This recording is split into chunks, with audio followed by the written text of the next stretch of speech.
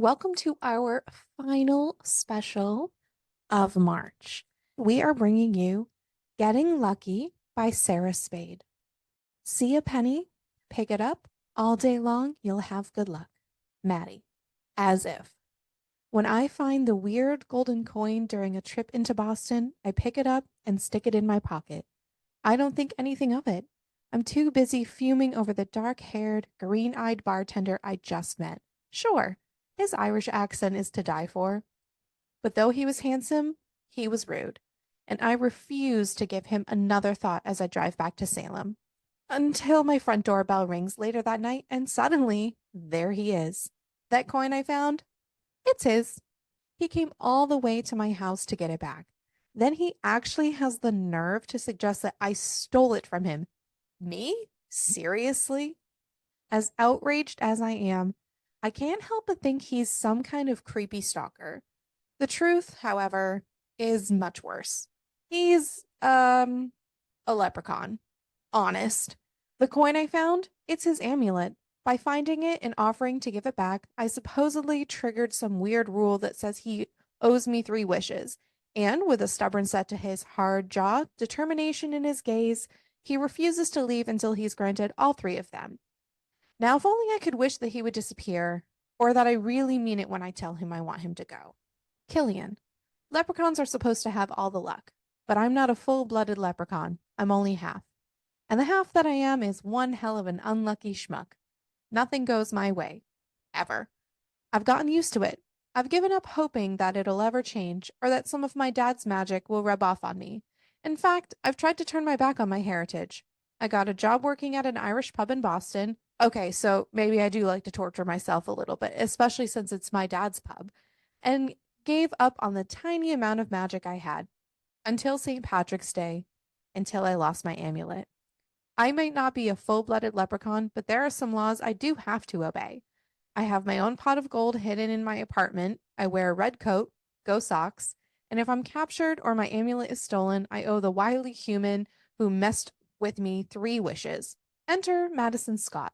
Blonde hair, baby blues, and a stick so far up her butt, it'll be my pleasure to yank it out. I might have to grant her wishes, but there's no rule saying how I have to do that. Only one problem. Remember the whole unlucky schmuck thing? Right. From the first wish, something goes wrong. The magic won't let me leave until all the wishes are done, and Madison doesn't want me to stay. Too bad for her, though. She's stuck with me. And after a couple of days with her, there's nowhere else I want to be. Getting Lucky is the 5th novella in the Holiday Hunks series. You do not have to read the other ones to understand what's going on. An enemies to lovers steamy novella with a sexy Irishman, an uptight caterer, 2 cats who think they run the show, plus a whole lot of mischief and magic.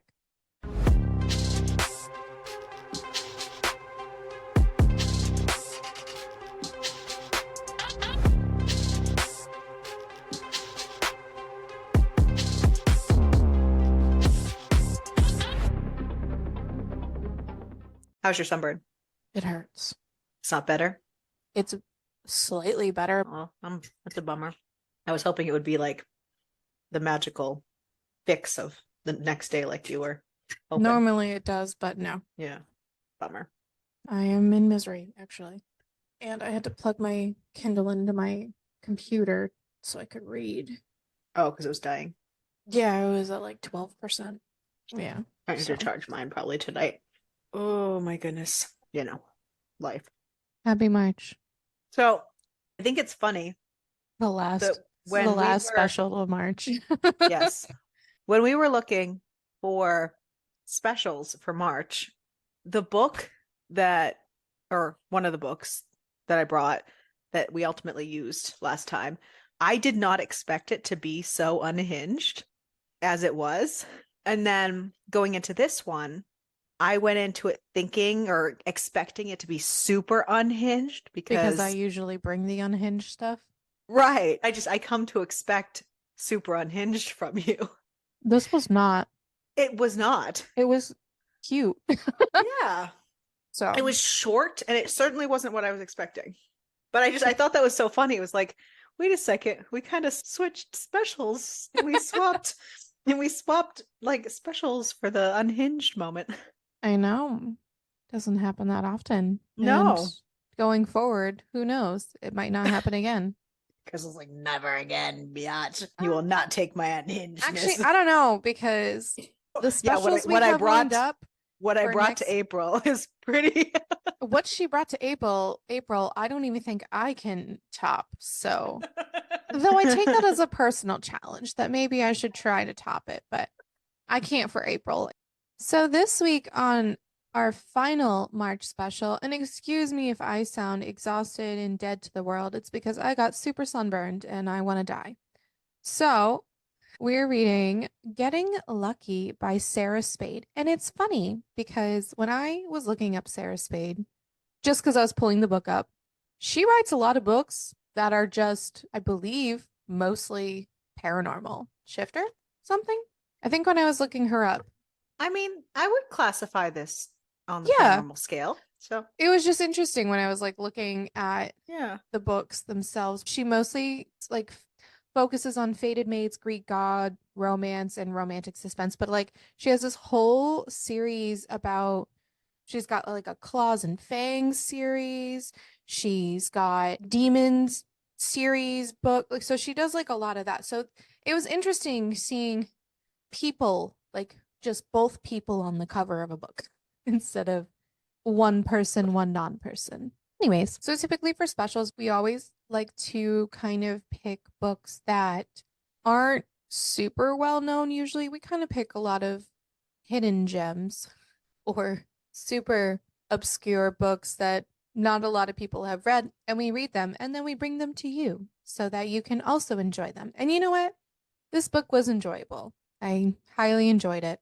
This month, we were looking for some Leprechaun St. Patrick's Day style books, and I think we succeeded. I think so too. April's gonna be a mess. Just straight up. Nah, Okay. we're hunting wabbits. I hate you a little bit for that. Oh my God. So today, again, Getting Lucky by Sarah Spade. So this book, first off, is a dual POV. I'm happy about that. And it's labeled when they're speaking, totally down for that. And it starts out with our FMC, Maddie. She's making some muffins.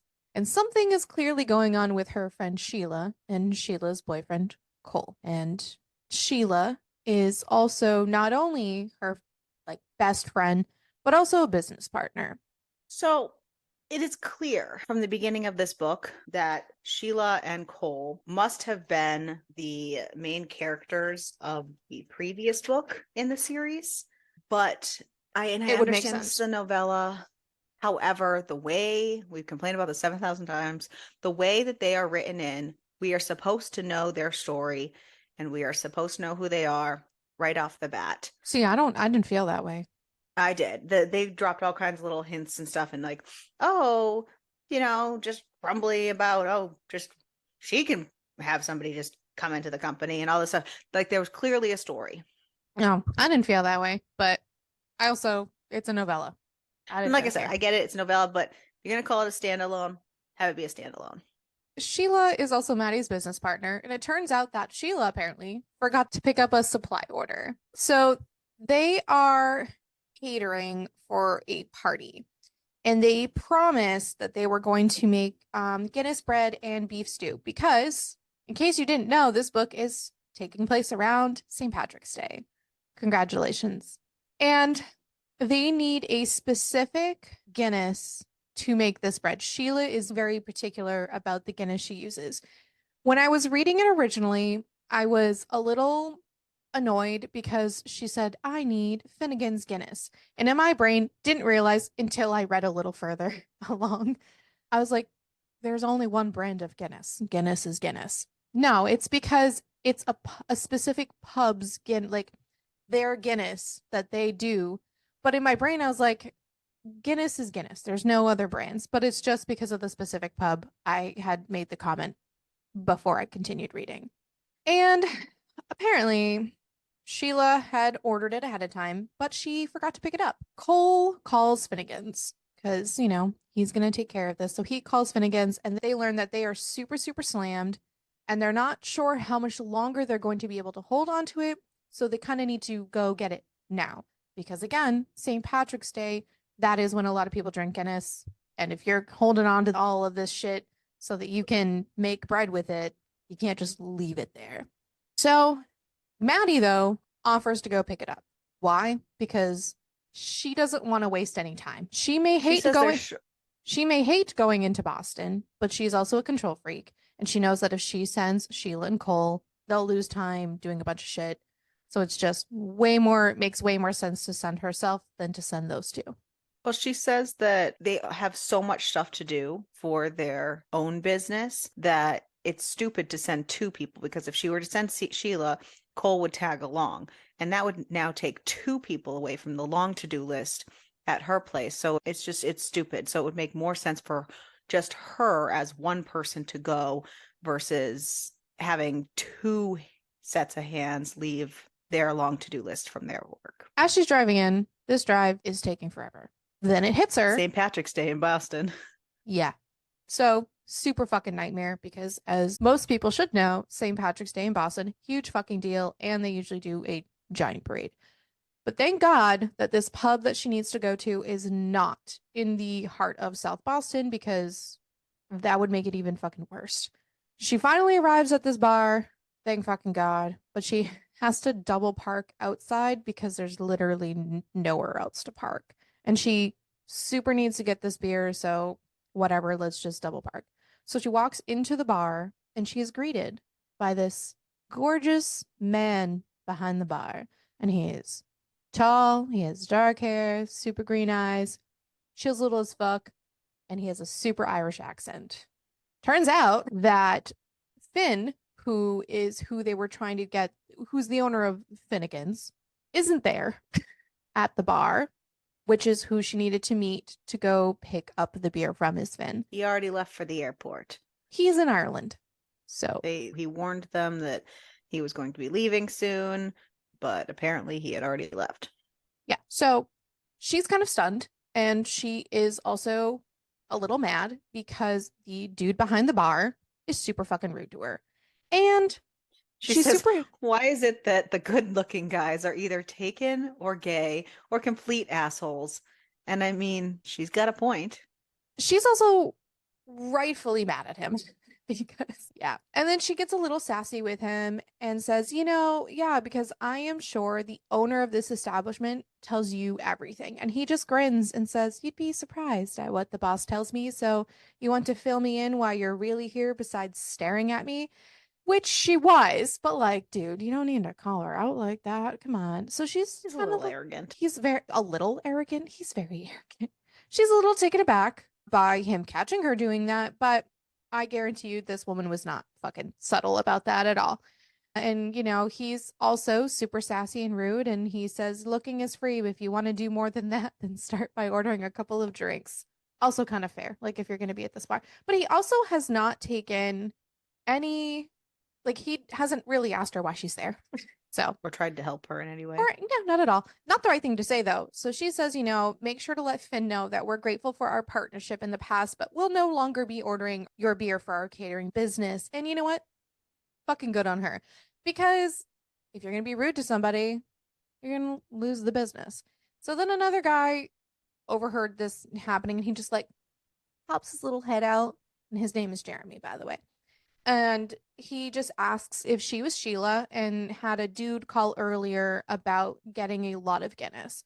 And all I have is that the big douche canoe hot bartender gives her more sass about her being double parked, but clearly not in enough hurry to stop flirting with him. So I thought the fact that he was calling her Sheila and she was just running with it was going to go further in this, but it didn't. I mean, I don't really. But again, novella. Yeah. So she's mad because obviously she just met this man and he's being kind of rude. And But Jeremy's got her taken care of. Yeah. He knows what's up. Jeremy tells her to just bring her car around to the back, load up the car. And as she's walking out to her car, she spots a coin on the ground. So she just picks it up, which I probably also would do, to be honest. It's like pretty and shiny. It So, was really shiny. It had an interesting, different design on it. And she just was like, oh, what's that? And picked it up. I mean, wasn't anything. so the bartender's name is Killian. He happens to love St. Patrick's Day, and he is in a fucking great mood. He loves messing with people, and we learn right from the very beginning that his dad is a full-blooded leprechaun. So that's cool. And that Killian is only half a leprechaun because his mother is a human. So he typically runs the bar when his dad is not around, and his dad goes to Ireland, obviously, for St. Patrick's Day. And apparently, we just learned that every leprechaun gets super itchy when they see someone else's rainbow, and they all have their own pot of gold, and his is kept in his apartment. And he has a huge urge to wear a red coat. Do I know this? Absolutely not. I No don't idea. understand what about. And Neither I do even I. like wrote a thing like not green. Like, is that a thing? Like, is there some kind of weird I leprechaun lore about red coats versus green? I don't Did know. along the way it turn into like I was going to research it and then I forgot. That's okay. I didn't research it.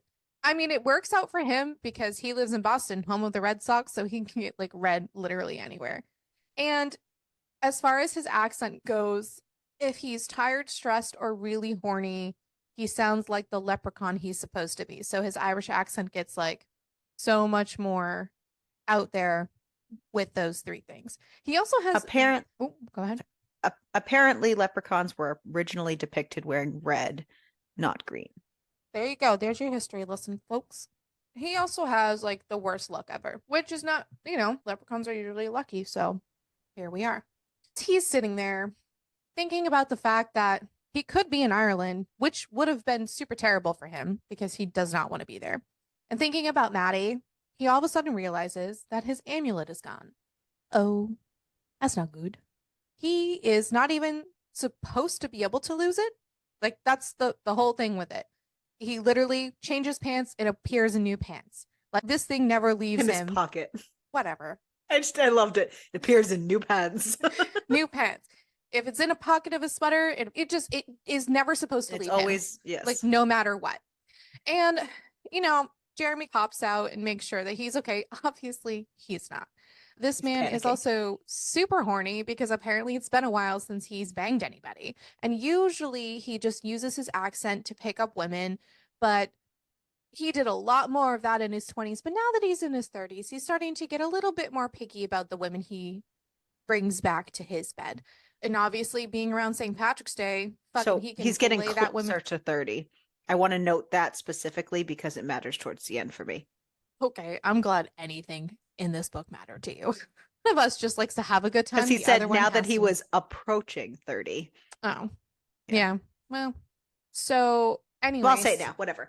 Because the girl, Maddie, because Maddie is older than him. I just thought it was kind of funny because Maddie is over 30 and he is not yet 30. I just thought it was funny that she was a little older than him because we don't get that a lot. that's true. We don't. I It's just made usually note of the it. other way around. Or So, if it is, it's a big difference. But yeah. yeah.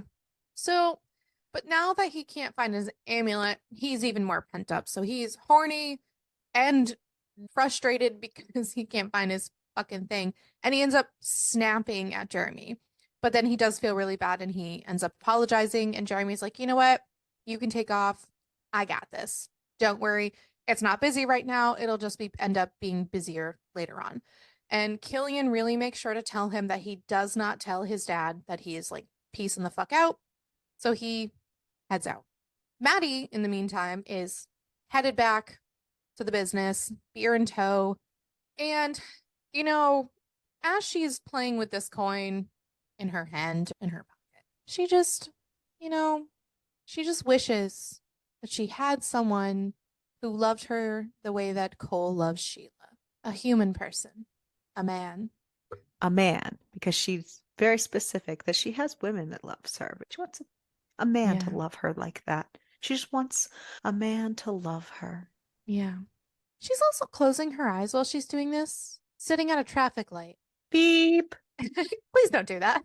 But yes, she's brought Light screen. back Go. she's brought back to the present by someone blowing their horn at her, and she goes. So then she drops the beer off at the S&M headquarters, which is, I'm assuming, Sheila and Maddie headquarters, and she heads home. She is fucking Yes. I mean, it's not the other S&M, so we're not thinking it's that one. I don't know why I didn't get that throughout the entire book. It wasn't until I heard you say that out loud. Oh, really? That's funny. I literally just Sheila and Maddie. You're like in my head, like every time. Yeah, she just calls. But Yeah. to me, Yeah, it's fine. So she gets home. She's fucking exhausted. She feeds her kitties. She's got two little kitties. And just as she's about to settle in, her fucking doorbell rings. Surprise! so Take back my surprise. sorry. She has this little ramble in her head as she's going to the door. And she's like, even though I live alone in a nice neighborhood, I'm still cautious. And instead of opening the door, I peek out through my window first, then head for the door when it seems like a harmless, dark-haired man is standing patiently on my porch. I didn't really get a good look at his face since he had his head turned as he glanced behind him toward the street. But he doesn't look like an axe murderer or anything. I'm sorry, you're so fucking cautious that you need to check first. And there's this strange man on your porch that you didn't, but you're like, he must be safe. Let me He open the looks hot door. from behind. I don't know what to tell you. Like, This is a the novella. whole thing It doesn't was, make sense. The biggest oxymoron Sweetheart, of a paragraph. This book has magic in it. I don't think it really matters. Okay. So, Like, surprise, why as include Ariel that? was explaining, surprise, it's Killian. Killian is on the other side of the door, and he tells her that she stole his amulet. And she's like, excuse the fuck out of me. And he tells her exactly what it looks like, especially after she's insisting that she didn't I take didn't it. take anything. And oopsie, it's definitely the thing that's in her pocket. Which, But to be fair, she didn't really, steal this is- anything from yeah, him. really and truly, she didn't steal it. She found it on the ground and picked Outside, it up. but next to her vehicle. Yeah, which Like- she tells him that she found it. And then she asks the very important question of how the fuck did he find her? Because any sensible person would ask the exact same question. Hmm. And originally she thought it was like her business card, but then she has to remember that address is not on this business card. And he just says he followed Which makes the me magic think they must have had their business at her house before, at and one we're point in supposed to time, know yeah, that because they're new business cards that she has. Right. So we're supposed to know that based on it was probably in I the mean, last book. context-wise, I kind of understood it. But Yeah. anyways, he says that you're looking first of all, you're looking way too deep into this. He just says It's our job. not on a special, it doesn't matter.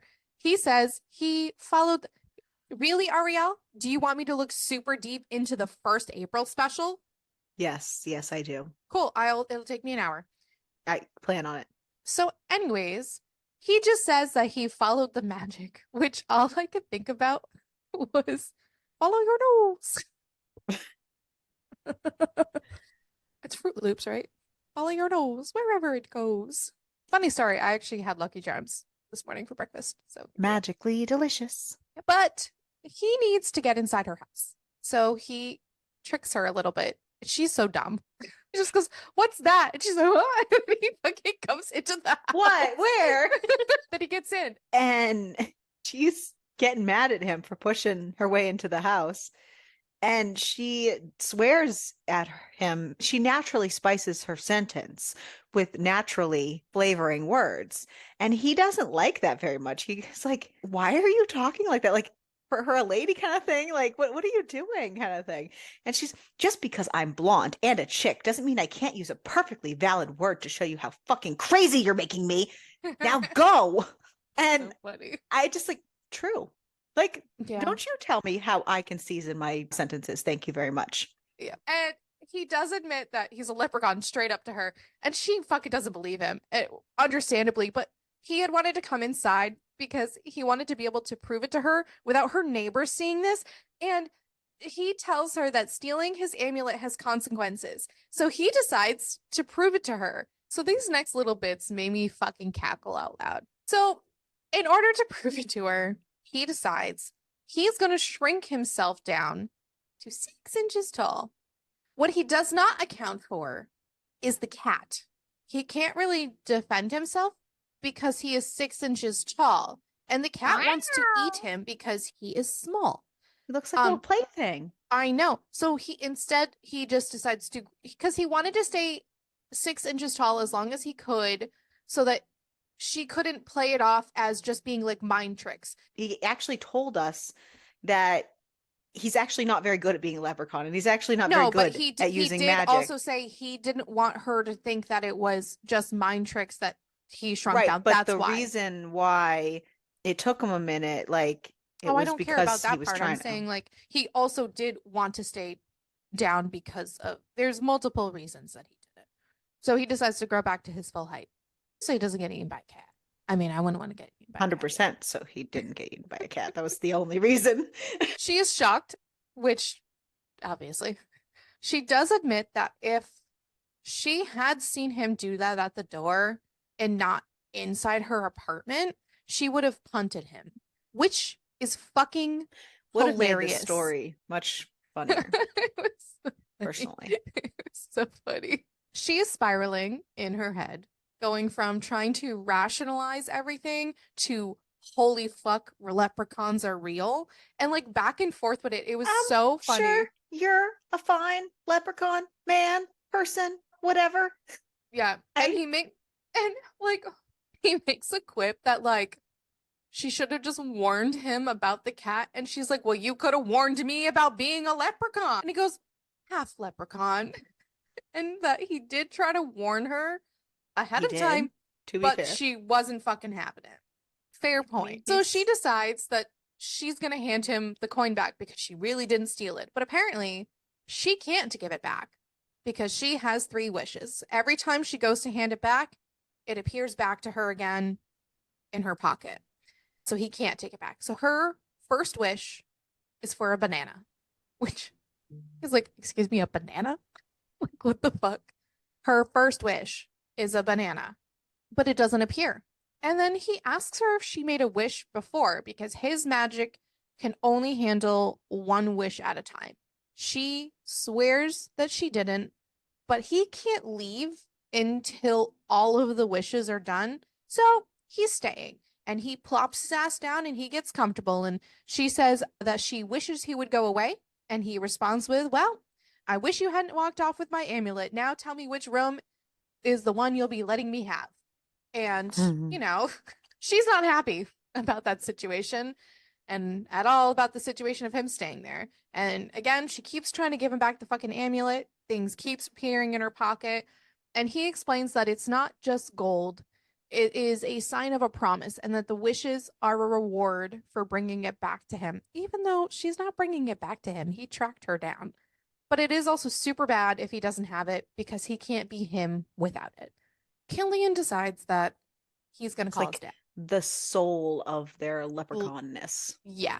So Killian decides he's going to call his dad, but his dad doesn't answer. He Well, decides he to leave a decides he's going to voicemail. call his dad, and when he uses his leprechaun magic, it automatically like zaps the electronics on him, so his phone is completely dead. So he asks her if he can borrow her phone, and she's She's like, like, is it local? "Is it a local Sure. call?"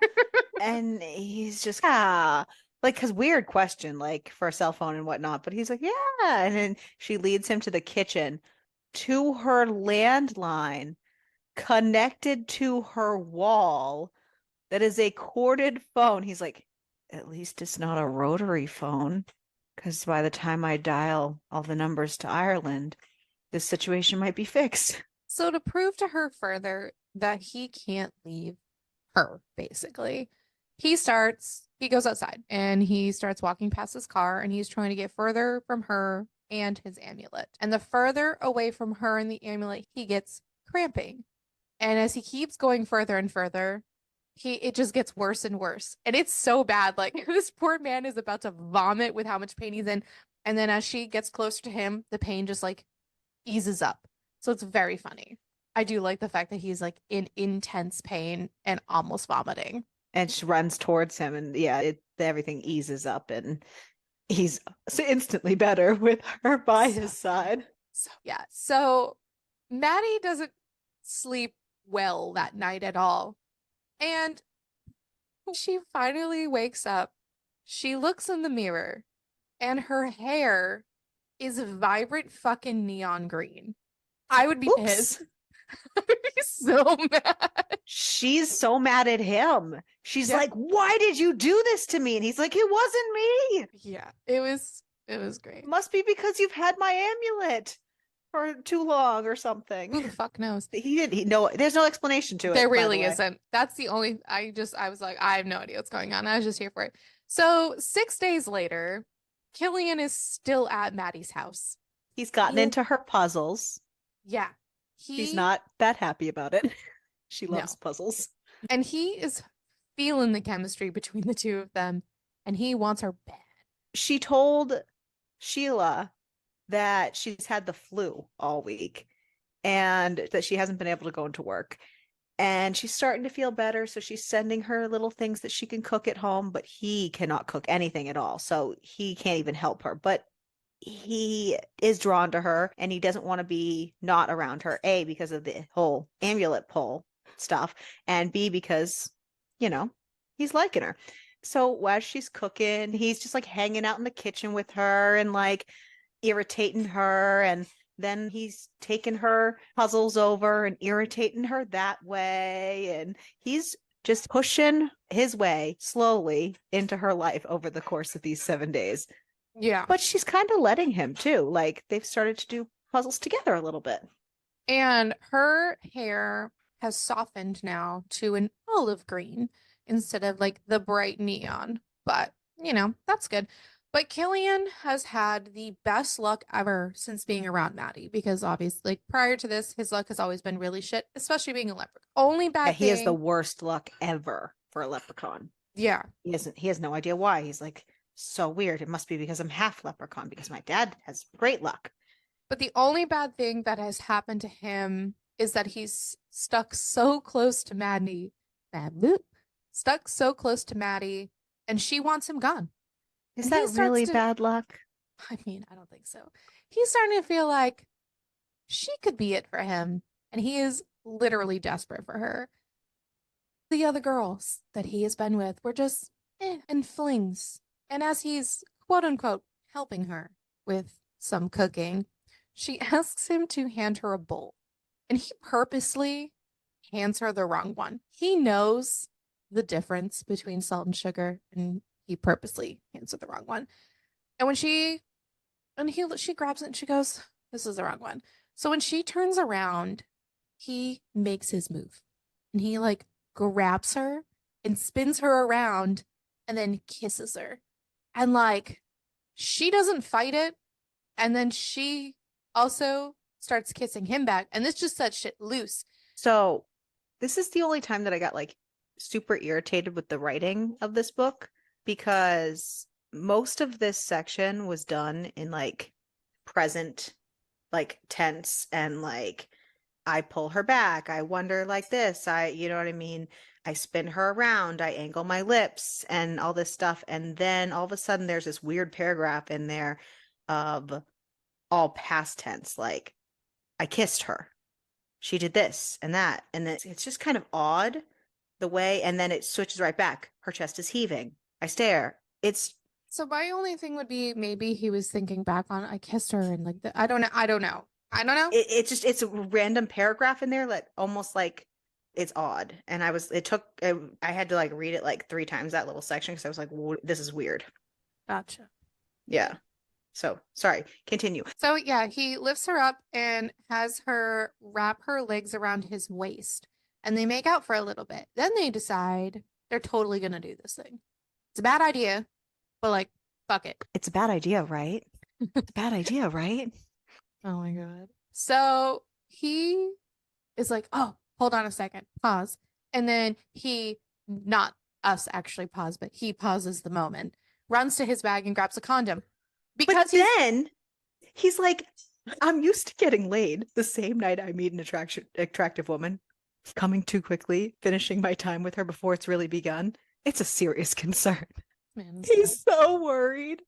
He has to go cool off, go get a condom so he can like he's so worried he's just gonna yep. be done. So he, yep. So he grabs the condom, comes back, and then he eats her out, and then he fucks her. And they fuck 3 times that night. Maddie regrets none of it. What? I'm sorry because it's an whole Yeah. nice. I mean, you know, It was just so. she I'm is a trying to little remember what it worried. makes me think of. Huh? What is it? I don't know. It's something. And oh, he ran into my knife 10 times. Oh, yeah. I think that's what. Yep. She is a little worried about falling for him, though. Between the cuddling and the banging, you know, she's a little concerned. So she's sleeping and she can hear her kitties, but she's like trying to get up, but Killian's already awake and she doesn't want him to know it's a weird thing. But the cats are meowing for food, and Killian gets up and lets them in the room, and then he starts Aww. snuggling one of the cats, and like the cat really, And he can tell which one is which when almost no one other than her can do that. yeah. It's a big And deal for her. so he's snuggling Daisy and Maddie, and he just like the cat likes him a lot, and the cats don't like anybody except for Maddie. And he just lets Maddie lay in bed, quote unquote, sleeping, and he goes and feeds the cat. And he's talking to them as he's feeding these cats. And then Maddie realizes, oh, I am in He's trouble. talking to them the whole time like he's some kind of cat whisperer, like just talking out loud, like, oh, don't tell mommy about this. Maybe we can trick her into feeding you twice. And like, Yeah, come on, now you won't eat me next time, will you? And like, come on, let's go get your treats. And like, it's it's so funny. It's so cute. But yeah, she's in trouble because this hot man is sweet to these cats and that he looks so amazing holding Daisy in his arms. So Maddie decides to go shower. And after Maddie showers, she suggests that they work on a new puzzle. And then a knock at her door happens. It's Sheila because, Maddie hasn't been at work, in a while. and And how far can she really stretch this I am sick in bed thing to yeah, Sheila? and I mean, I would also be banging down that door. So she opens the door and Sheila is like, "Oh my God, your hair." Which also fair fucking point. And then Killian just appears behind her. She's like, "Who the hell Oh. is that?" And oh, I Yeah, get it Maddie's now. like, Maddie's like, "Oh, he's a friend who's been taking care of me while I've had the flu. Oh, also, Cole is there too." Like I forgot Cole was there for a second. So it turns out that Cole is a former Cupid. Killian used to do poker games with a Cupid, and surprise, that's who it They is. know each other. From Weird. that, yeah. But he's former Cupid. His eyes are no longer pink, they have gone brown. Killian is pretty sure that Sheila knows magic exists as she is She dating a former must. Cupid, but he doesn't want to correct Maddie because Maddie's like going on and on. Oh my God, it'd be so crazy if she found out you were a leprechaun and this. But Killian doesn't want to like kill her vibe and like just let her be so cute and innocent. And Sheila's kind of like, wait, you know this guy? Because obviously Sheila knows what Cole was. And Mhm. she's, oh, okay. In that case, it's fine. Carry on. You two do your thing. All good. You take as much time as you need. And Cole is like, I don't have my reader on, but I'm still a pro. It's a good match. And then he turns to Sheila, I told you it would work out. And then she says, you heard the man. He's the expert. And Maddie's over here so confused. She's like, expert at what? You'll see. And she takes off. Basically, he Kill got Cupid's blessing. and told that they are compatible and that they are like a perfect match. Yeah. And so Killian is super stoked and rushes them right inside. Tells him, all right, bye, so that they can bang. So Sheila does call her every day, kind of just to update her on the business stuff. It has been 2 weeks since she met Killian, and last night in the story, she felt as if things have kind of shifted a little bit for them. They came as close as they came as close as they could to making love. It was tender. and just lovely. And, over the last few weeks, she has learned that she really does like Killian a lot. She also knows that he can't stay here with her forever. So she's just trying to keep up a wall between the two of them so she can protect her own heart. So they're, doing a puzzle, and Killian just has this look on his face as he's staring at her. And he goes, I realized something. And then out of nowhere, a banana appears. And then poof, Killian disappears. And then the amulet is gone. And Killian is suddenly back in Boston.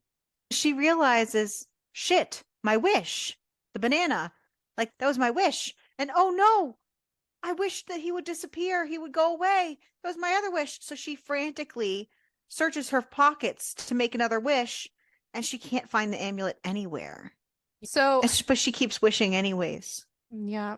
So when Killian's back in Boston, he can touch the coin and he can hear what Maddie's wishes were. And he is stunned because of her first wish, which was she had wished that someone would love her the way that Cole loves Sheila. And when he admitted it to himself that he was in love with Maddie, the other wishes came true, which was the one about the banana and the one about him being gone.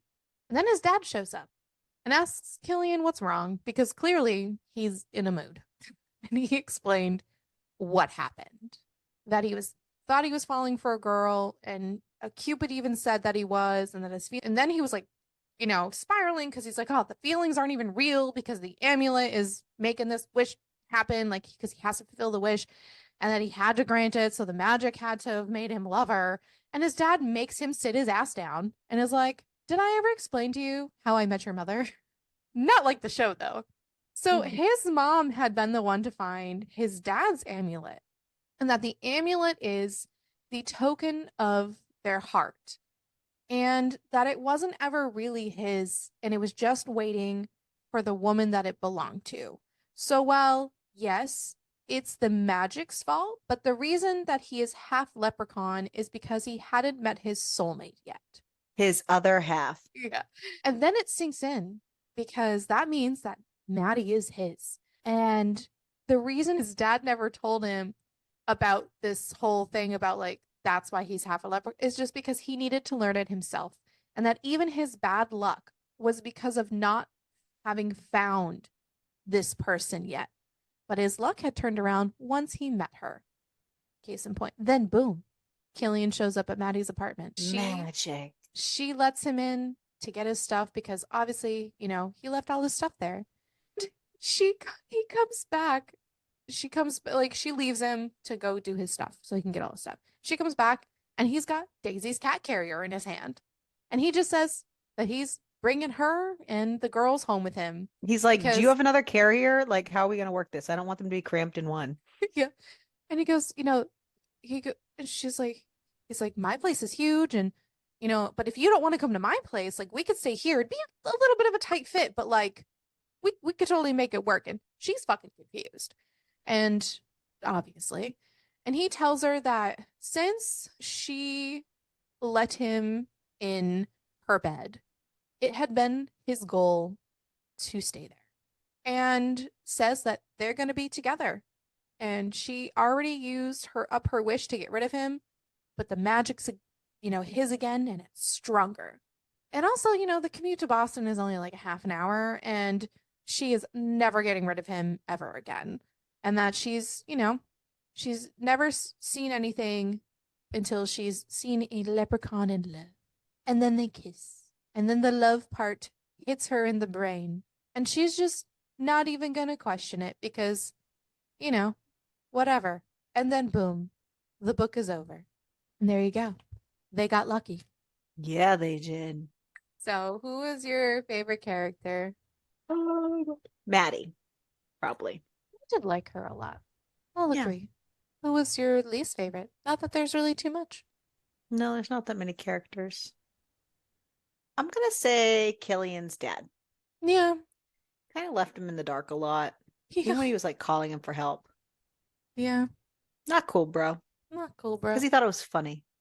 Yeah. Well, he is a leprechaun, so they're tricky Yeah. little motherfuckers. So Amazon gives us a 4.2 and Goodreads gives us a 4.0. What What are did what did you rate it? a 3.5? I rated it 3 stars. It was okay. It was a novella. It was a novella. Needed some things for me to bump it up, but it was fine. Awesome sauce. How about your What about your cucumber? cute? Bitch, I swear to God. That's probably the only one I hadn't really thought out. Do you have one ready? I was gonna go like a 4 or 5, but there wasn't a whole ton in it, and Yeah, we got I'm trying to remember what I had little for scenes. the one little bit, and then the rest of it was like, oh, we banged. Yeah, so it wasn't So it really. was really kind of just like one. I'm gonna say a 2. Okay, I know that's. sounds I good. think that's why I needed a second because I was like, wait a second, I'm trying to remember what there was because I didn't write it down All this time. good. So yeah, that ends March, baby. March Madness has officially ended. Is that Mostly. the last episode of March No, too? it's not. Oh yeah, no. This is our last special, but Last we special of March, yes. but So we make have sure that you check out our episode of Shallow River that will end out March Madness. yeah, But sounds great. make sure to read along with us for our April specials. We have some interesting ones in store, and either way, make sure to keep reading. And keep it smutty.